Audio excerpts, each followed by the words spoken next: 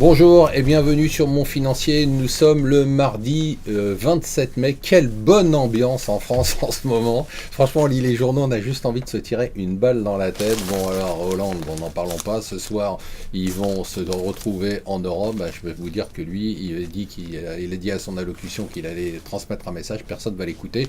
Il était pathétique hier dans son allocution. Il n'a toujours pas compris que les élections européennes en France, c'était des élections françaises et que c'était un désaveu total pour la classe politique et notamment pour lui, mais bon, il a cru que c'était un problème européen et donc il va expliquer à l'Europe qu'il faut changer, alors que l'Europe, elle, continue à avancer et que des pays comme l'Italie ont fait un travail formidable avec une journée italienne, una giornata particolare, et une journée particulière hier, une hausse de la bourse de plus de 3%, 3,6%, des taux qui descendent en dessous de 3% à 10 ans, tout ça parce que Renzi a dépassé les 40%, ce qui est quand même rare pour un parti au pouvoir, un véritable plébiscite.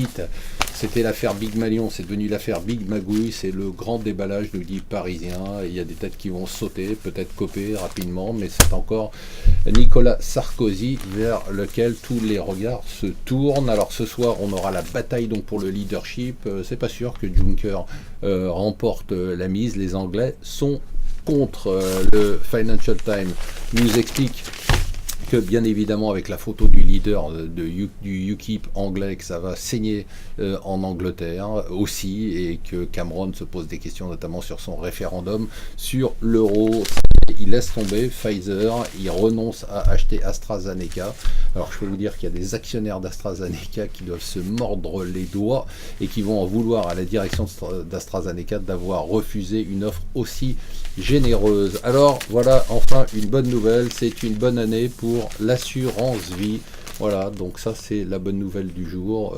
Visiblement ça continue à rentrer, les Français continuent à épargner, continuent à mettre de l'argent dans l'assurance vie. Le deal entre Atos et Bull a été salué par la bourse. Bien sûr, la hausse de Bull qui allait à son prix d'OPA, donc de plus de 22% de hausse, mais Atos aussi qui a progressé de 4%, un gros leader français qui émerge.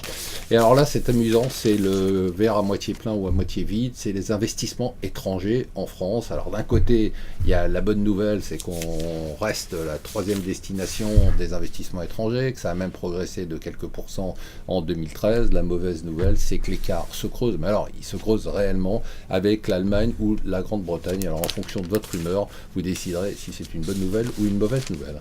Bonne journée.